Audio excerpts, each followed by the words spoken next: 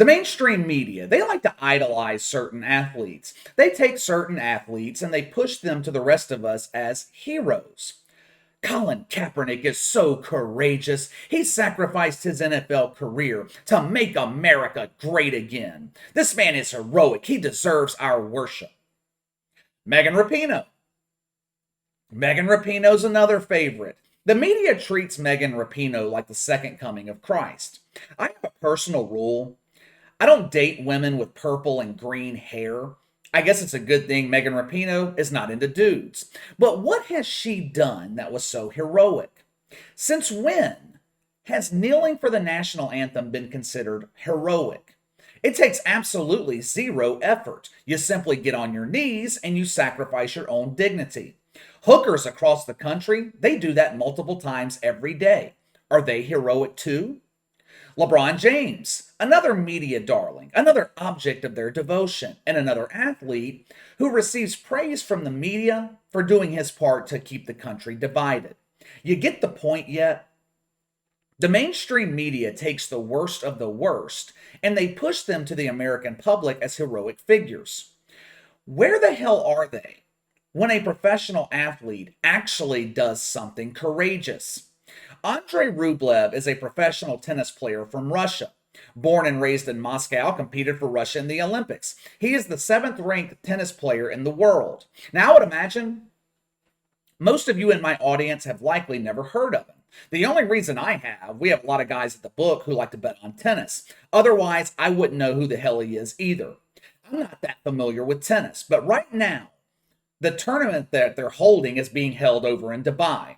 After Andrey Rublev defeated some dude named McDonald yesterday, I didn't bother to look up his first name. I really didn't care. We'll just call the fucker Ronald McDonald for the time being. But after Andrey Rublev won yesterday, he decided to make his feelings known about Russia's war with Ukraine. Check it out. 2 sets, but Rublev said not so fast.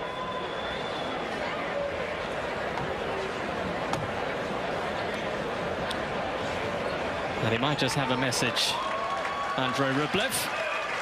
When the NBA painted Black Lives Matter on the court 2 years ago, when the Milwaukee Bucks boycotted a playoff game in the first round over Jacob Blake, the media claimed it was courageous.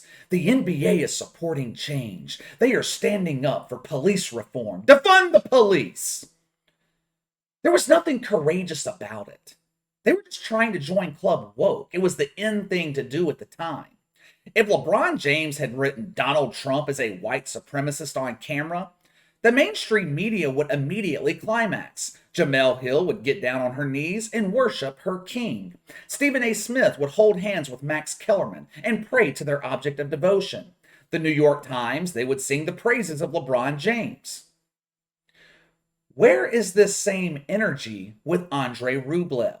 What he did yesterday was actually courageous. This type of shit does not fly in Russia. Vladimir Putin, he doesn't take kindly to resistance or criticism. Go ask journalists what happens when you defy the Russian government. If you want to ask them, you're going to have to communicate with them telepathically because they all end up dead. Since 1992, 50 journalists have been murdered in Russia. One day, they're writing an article criticizing the government. The next day, they're dissolving in battery acid. Look at what happened recently with Peng Shuai when she accused a Chinese government official of sexually assaulting her.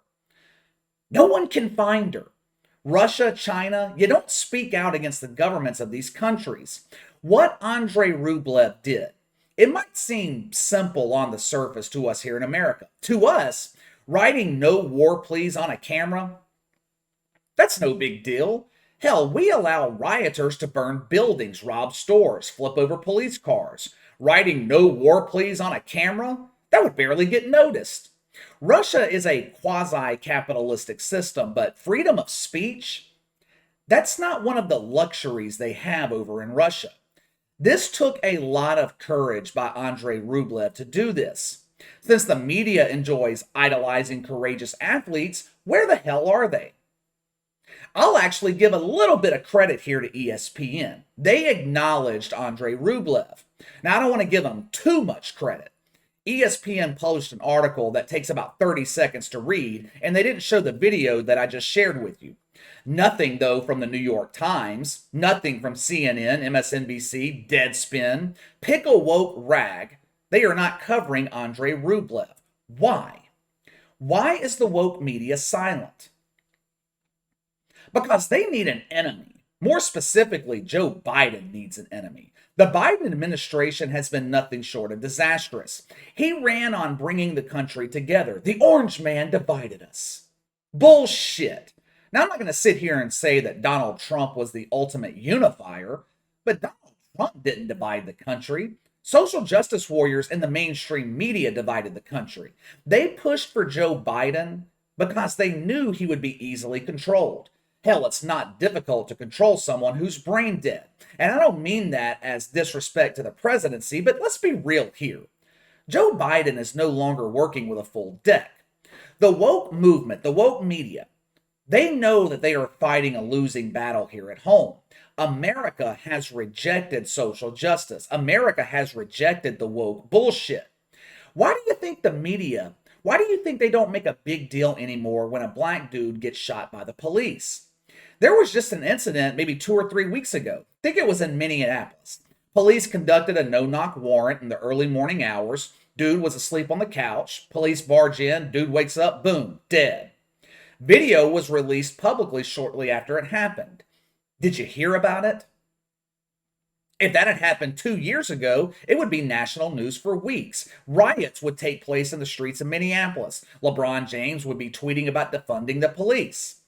The woke need a new enemy to distract from the losing battle at home. If perception does not shift, they know they're getting their ass handed to them in November. You look back at the history of war here in America the last 100 or so years, it's mostly been Democratic presidents. The party that is supposedly anti-war. World War I and II, Korean War, Vietnam. But anyway, I'm ranting way off topic here. That's all just my speculation as to why the media is not covering Andrey Rublev. I was never a Trumper, but if Donald Trump were in office, this bullshit with Russia invading Ukraine would not be happening.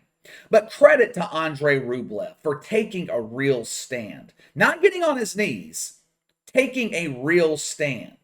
He didn't just write that on the camera. He spoke out against the war to the media after his tennis match too. Now we will see. We will see if more mainstream media outlets pick up this story. But I wouldn't count on it. Megan Rapinoe, she might change her hair color over the weekend and they'll cover that instead.